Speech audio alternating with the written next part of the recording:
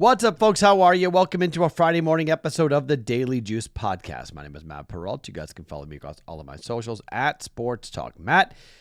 And we are back after, a relatively flat day. We're still up on the week. A 1-1 night last night. We get the run line for the Tigers wrong. They win. They win 4-3, so they don't cover the run line, but the Orioles money line comes in. That was plus money for us, so we got that at plus 115. So down 1.2, up 1.15, so we're down 0.05 units, which is really nothing. So just a little paper cut there on a Thursday as we head into the Friday and we start the weekend. So we are up for the week. As we head here into the weekend, we've opened up with a pretty good stretch in August. I do want to apologize for last night because I think that was straight sleep deprivation. I think I was calling the Arizona Cardinals the Arizona Diamondbacks, but you got to understand something. I was 8 hours for a week. I was on an 8-hour time change. So I am still not right. It's currently, what time is it? It is 8:50 Pacific time at the moment as I'm taping. I'm exhausted. Got up at 5 a.m. Brain fog is real.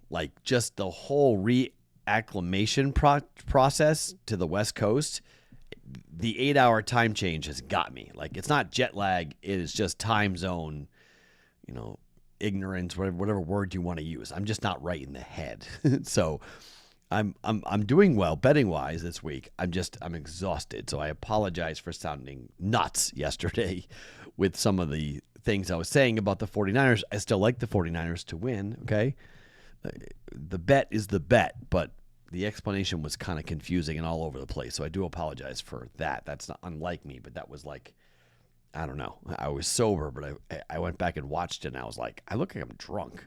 So sorry about yesterday. I'm still not right in the head. I'm still exhausted, but hopefully we'll start to get back into some semblance of West Coast time here over the next couple of days. Before I give you the bets for today, including football, 2 preseason games in the NFL to talk about. Let's get into it.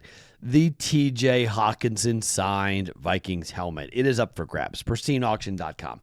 They are our great partners for this giveaway. Do you subscribe to the BettingPros YouTube channel? If the answer is no, you must do that. The second thing, after being a subscriber, you must comment anything you want on this video. Do something to get attention. Be funny. Be silly. Be accurate. I don't know. Give out picks and plays. I don't care what you do. Just comment on this video.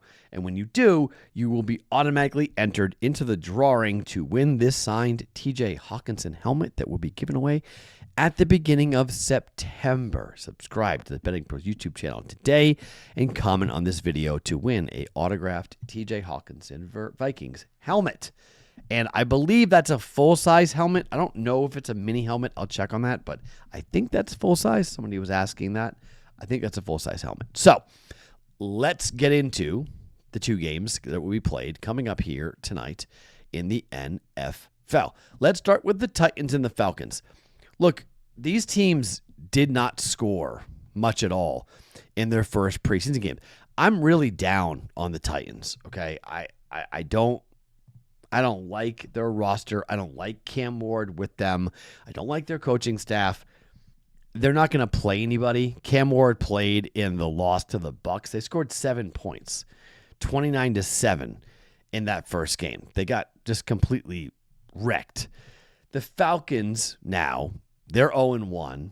They lost 17-10 to the Lions in their first game. So these 2 teams combined to score 17 points in their first 2 preseason games. I know the second game is now being treated like the third game used to be. Like this is the dress rehearsal. It is and it isn't. Each coaching staff, each front office, they're looking at this a little bit differently in terms of how the second preseason game was going to go. But these offenses were bad in week 1. They're maybe a little bit better, but I'm going to buck the trend here. Everyone has been betting overs. Overs have been cashing at a ridiculous rate. I think here in week 2, I think we start to see some unders coming in.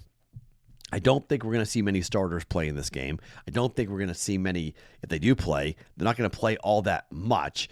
I think the Atlanta defense being at home against this Titans offense, which only scored 7 points in week 1, I don't think they're going to see Cam Ward much, and I don't think the offense with the backups will do very much up against Atlanta's defense.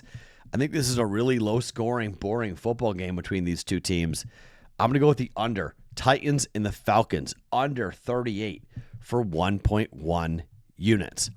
Bet number 2, let's talk about the Chiefs and the Seahawks. So, if you're a Chief fan, you just want to get through this game. Like, there's no real incentive to do much here. Kansas City, coming off of what happened last year in the Super Bowl, you want to get back out there. They lost 20-17 late in the second half in game number 1 at the Cardinals. Now, the Chiefs are staying out west. So when did Travis Kelce tape with Taylor Swift? I have no idea. But they're staying out west. 2017 loss in game 1. Now here they go up against the Seahawks and the 12th man and a tough environment in a game in which Andy Reid has already kind of hinted that they're not going to play many people. Like, they're not. They might go with the starters for a short period of time, but it's not going to play the whole first quarter. So I think the Chiefs back-to-back road games, this is like just get the game over with and get home. For Seattle, however, they're going to play some players, including Sam Darnold. They're going to leave their starters in for a while, and I think there's going to be a pretty interesting environment around the Seattle Seahawks for a chance to beat a team like the Chiefs. I think there's more incentive for Seattle. I think with Darnold playing gives them a clear advantage to the backup quarterback situation and whatever the Chiefs are going to look to do here in game number 2. I don't think they care about the final score. I think Seattle wants to win. They tied in their first game, and I think Seattle is going to want to end this preseason. 23-23 is not great, and now they go on the road against the Packers in their final preseason game. So this is a big deal to play in front of your home crowd, in front of the 12th man, and get a W. Number's 3, maybe it pushes, but I'm just going to come in here and I'm going to bet this, and I'm going to take and lay the 3 with Seattle up against the KC Chiefs. So the 2 football plays, we're going under 38 for the Titans and the Falcons. Go against everyone. The overs were crazy. It was 14-2 in the first week. Everyone's going to keep on betting overs. I'm not. I'm going to come here and bet the under, a return to somewhat normalcy for the Titans and the Falcons. And then I'll lay the 3 with the Seahawks up against the KC Chiefs. I don't think Andy Reid's going to play many players. I do think you're going to see a important first half out of Seattle, out of the Seahawks, because it's the Chiefs. It's going to be some adrenaline in the building, and I think we see a pretty good performance out of the Seahawks. I'll lay the 3 points with Seattle for 1.1 unit. All right, to baseball we go, and it's Jacob deGrom day. deGrom against Bassett. Now, normally I would say go ahead and take deGrom, right? I mean, we're getting a great price. Only minus 118, 115. And the reason is because Bassett is undefeated at home this season as a starting pitcher. He's been tremendous. And so I think because of Chris Bassett's record, we're getting a little bit of a break on the deGrom price. Overall, Bassett is 8-0 at home with a 2.56 ERA, opposing batting average of 244, just 22 earned in 77 and a third innings worth of work. He has lost, though, the team has lost 3 consecutive starts. 9-1 to the Dodgers, 7-4 in extras to the Royals, and 11-4 to the Baltimore Orioles over the last 3 games. So I need a good version of Chris Bassett. 3 earned runs or less to be given up here to this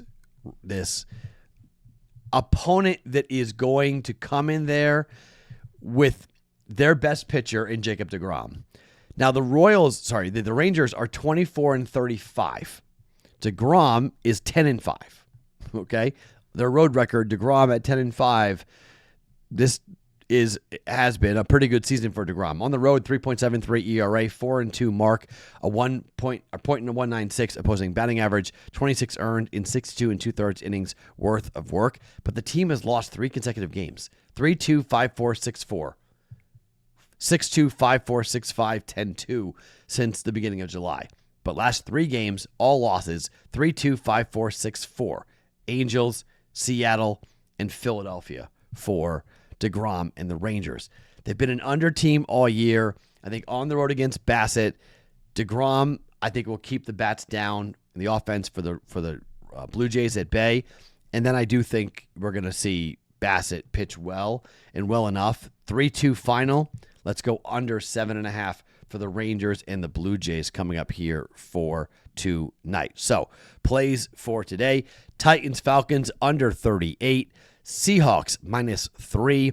And the Rangers and the Toronto Blue Jays to go under 7.5 at -115. Those are your 3 plays for a Saturday. My name is Matt Perrault. You guys can follow me across all of my socials at Sports Talk Matt. Every morning, wherever you guys get your podcasts, it is the Daily Juice.